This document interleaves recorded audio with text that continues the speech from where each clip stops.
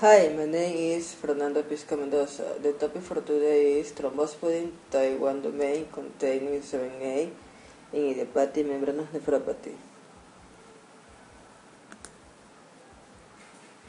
Definition.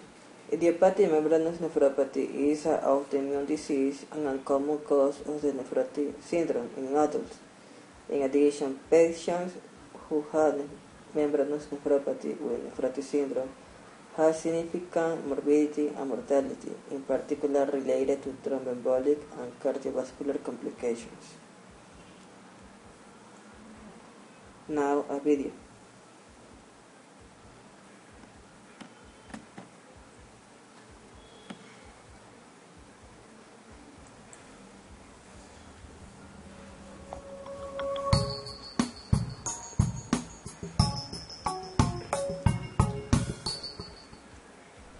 My name is Fernando Fervenza. I'm a nephrologist at the Mayo Clinic in Rochester, Minnesota. My topic is membranous nephropathy, new insights regarding treatment. But before we proceed to discuss immunosuppressive treatment in patient membranous nephropathy, I would like to point out to you that the best prognostic factor for renal survival in these patients is the achievement of complete remission of proteinuria. Even patients with membranous nephropathy that achieve a partial remission have a very good long-term renal survival. But persistence of nephrotic syndrome is associated with a high risk of reaching end-stage renal disease. The risk can be as high as 80% in long-term follow-up, as reported by the Toronto group a few years ago.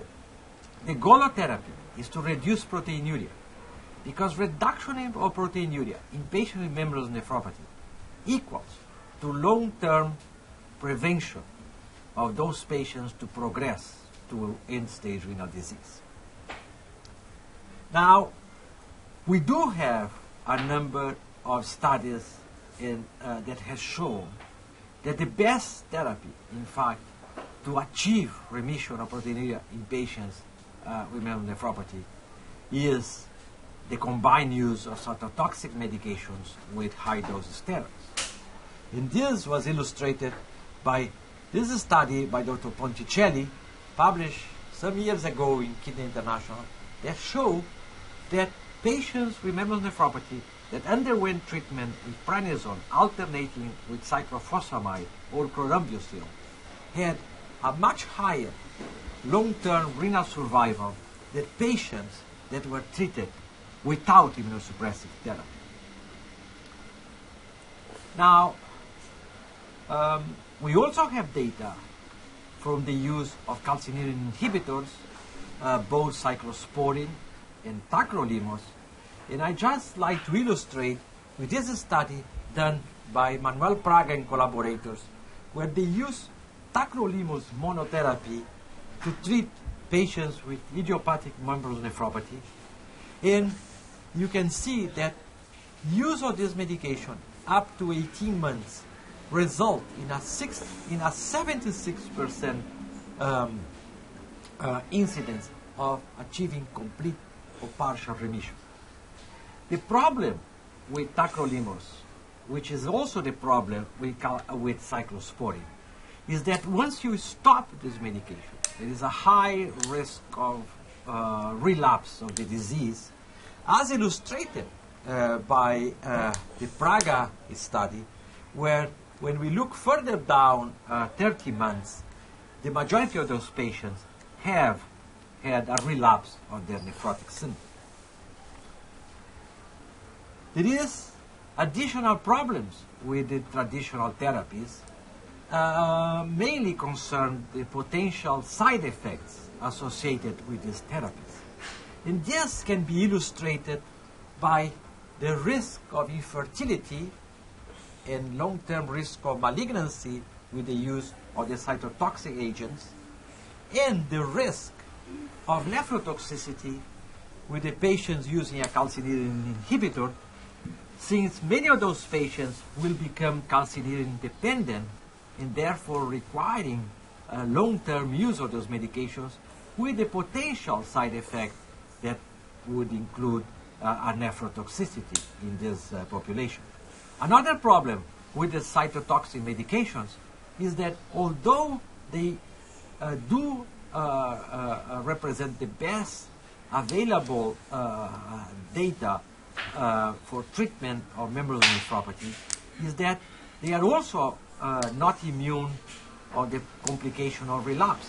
And as illustrated by this study by Dr. Ponticelli, that's showing that patients treated with either chlorambucil or cyclophosphamide have a 30% risk of relapse once the treatment is stopped. It has been argued that there is an unmet need for effective therapy with a favorable safety profile where the risk-benefit favors early initiation of therapy in patients with membranous nephropathy. Now, to this aim, the group in the Netherlands treated patients with a combination of prednisone and mycophenolic mofetil and compared this treatment of these patients to the traditional combined use of cytotoxic medications with high-dose steroids. And what they found is that they were both equally effective in inducing remission of proteinuria. The problem with using MMF combined with prednisone is that once the effect of the high-dose steroid had waned off, then the relapse were significantly higher, with over 80% of the patients having a relapse of nephrotic syndrome. So a case had been made for targeting B cells in patients with membranous nephropathy. Now, the evidence of why we should target such a cells come for a number of experimental studies that show that if we deplete B cells or if you prevent the production of antibodies in animal models, you induce improvement or even prevent the development of membranous nephropathy. But I would argue that the most compelling evidence for the use of a B-cell therapy has been precisely the data by the use of cytotoxic medications in patients with membranous nephropathy, because we should not forget that the effect of cyclophosphamide is mainly because of the direct effects in the function of B cells, and by doing that, it suppresses the secretion of the potential pathogenic immunoglobulin. So it was with this in mind that over 10 years ago, in fact, Beppe Ramuzzi and his group in Bergamo treated 8 patients with membranous nephropathy with rituximab, which is a monoclonal antibody directed to B cells that harbor in their membrane the CD20 molecule. And what this study by Ramuzzi's group showed is that treating those patients with rituximab resulted in induction of complete remission in a couple of patients and partial remission in 3 other patients,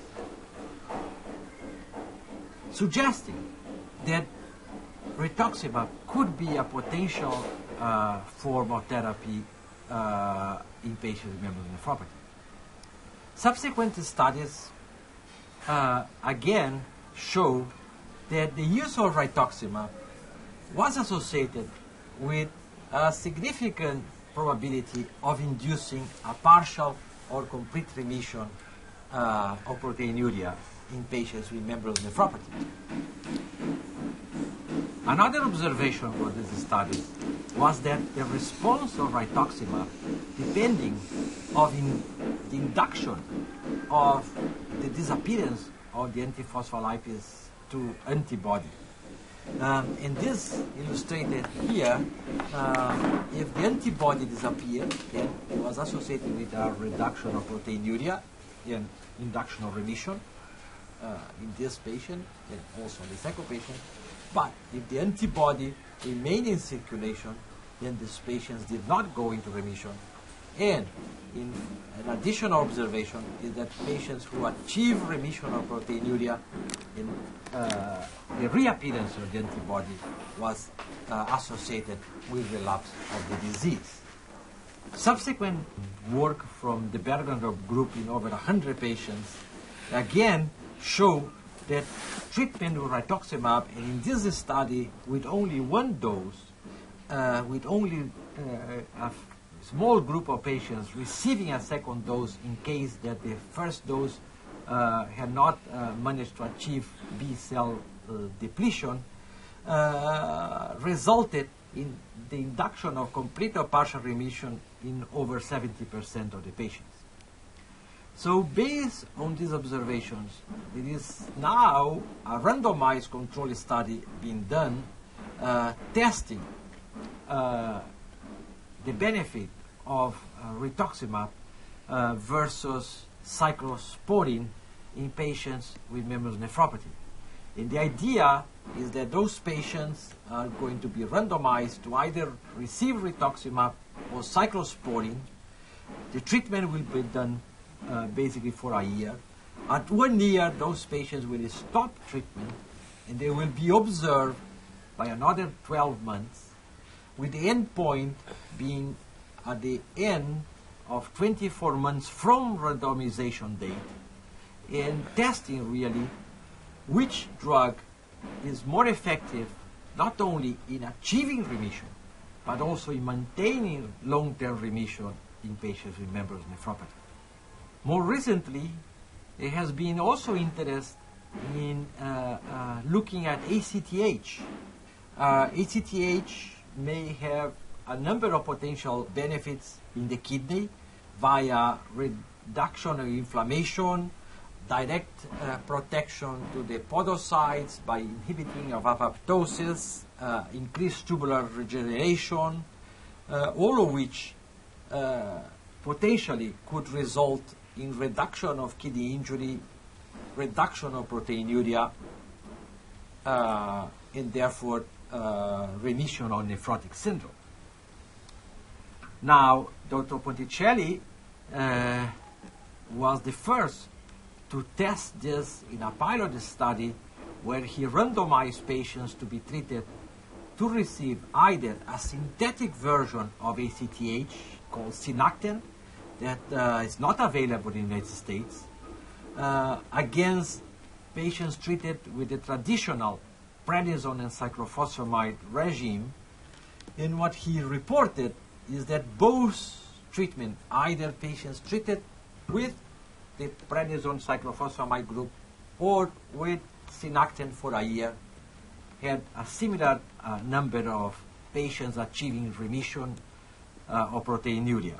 And the first data that we have about the use of ACTH in the US came from Dr. Andrew Bambach and his group at Columbia, and found in 11 patients treated with this medicine, there was a significant number of patients achieving complete and partial remission. Subsequent to that, there was another study to determine the efficacy of the porcine version of ACTH. In this study, 20 patients were studied.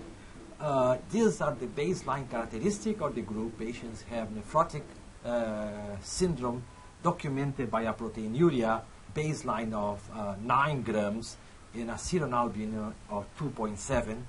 And at the end of 12 months, you can see that there was a significant reduction of proteinuria from baseline, as well as improvement of the serum albumin. Another interesting observation of this study was that the response was dependent on basically the cumulative dose. In other words, patients who receive a mean of 880 units didn't really respond to ACTH, while treatment with a cumulative dose greater than 1,700 units was equally associated with response, which equivalent to treating for at least 3 months with 80 units twice a week. Similarly to the findings of patients treated with rituximab, the response to ACTH also appears to correlate with the response to the antiphospholipid antibody levels. So I would like to conclude by saying that preliminary data suggest that both rituximab and ACTH are potential treatment for patients with idiopathic membranous nephropathy. Both decrease proteinuria and result in improvement of other measures of nephrotic syndrome in these patients. For rituximab, there is at least 3 regimens that appear to be effective in inducing remission of proteinuria. For ECTH, it appears that if we are using the porcine version, at least 80 units twice a week for 3 months is required to produce the effect. I would like to emphasize, however, that all treatments are still very effective. And the hope is that in the future, monitoring of anti-PLA2R antibody levels may help to monitor response to therapy. So I would like to conclude by saying that membranous nephropathy is an immune-mediated disease. Sometime in the past, the immune process starts that with time is reflected by the presence of the overt clinical disease manifested by proteinuria. About 70% of those patients, the disease will be associated with the presence of antiphospholipid 2 receptor antibody. And data so far suggests that disappearance of the antibody equals remission of proteinuria, with patients either going into complete or partial remission. And I would argue that it's an important point to take home, because in a patient who was positive for the antiphospholipid antibody at the beginning of immunosuppressive therapy, in which immunosuppressive therapy resulted in disappearance of the antibody, the residual presence of proteinuria reflects structural damage of the glomerular disease rather than active immunological disease. And in this situation, the treatment of these patients should be with maximizing conservative therapy and not by escalating further immunosuppression. Okay, that was video so long.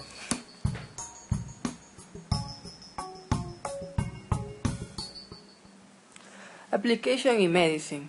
Recent data suggests that B cells play a key role in the pathogenesis of a number of autoimmune diseases, including membranous nephropathy, and that selective depletion of B cells in humans may be beneficial in preventing the production of pathogenic immunoglobulins and subsequent renal injury.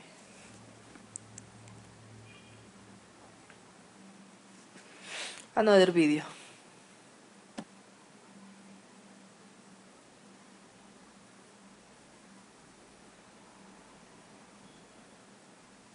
Hi, my name is Fernando Fervenza. I am nephrologist at the Division of Nephrology and Hypertension at the Mayo Clinic in Rochester, Minnesota.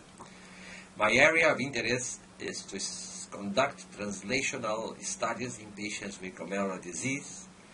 And today I'm here to introduce you to a new study we are conducting in patients with membranous nephropathy, aiming to evaluate the effect of therapy with rituximab versus cyclosporine in patients with membranous nephropathy and nephrotic syndrome.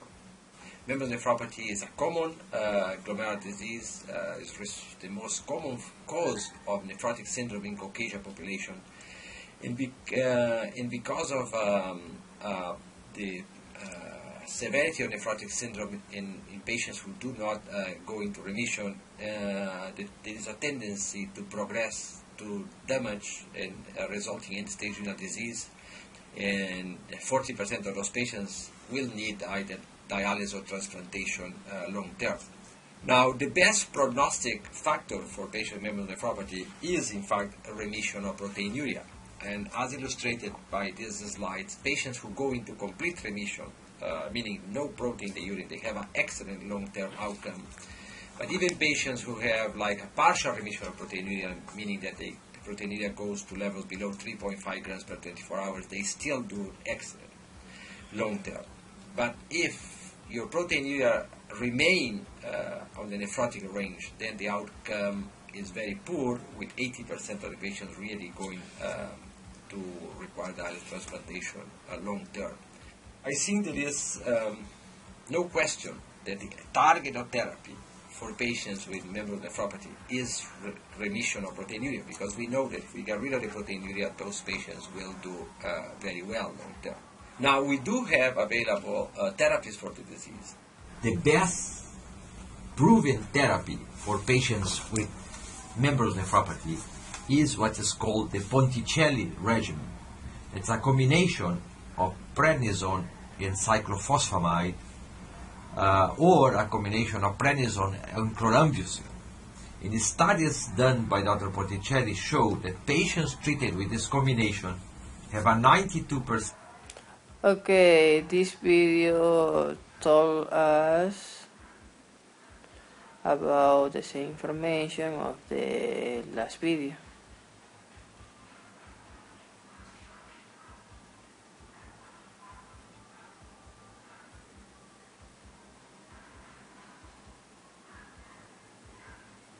Pros. There is no specific treatment for membranous nephropathy.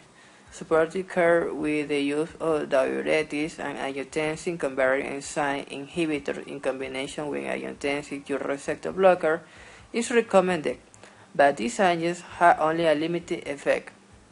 Immunosuppressive treatment options include the use of corticosteroids, alkylating agents, cyclosporin A, tacrolimus, and mycophenolate mofetil, but their use is controversial. Not all have been shown to be effective, and their use can be associated with significant adverse effects. Cons.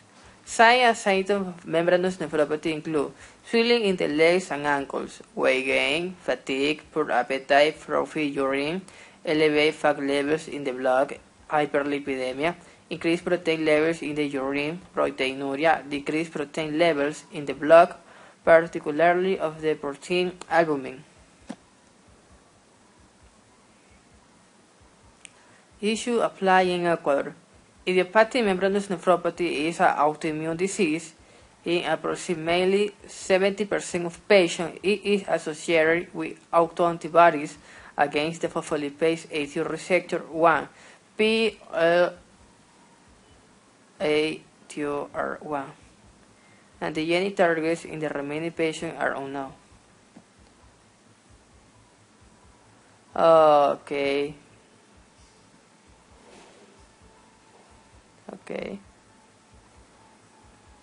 Thanks.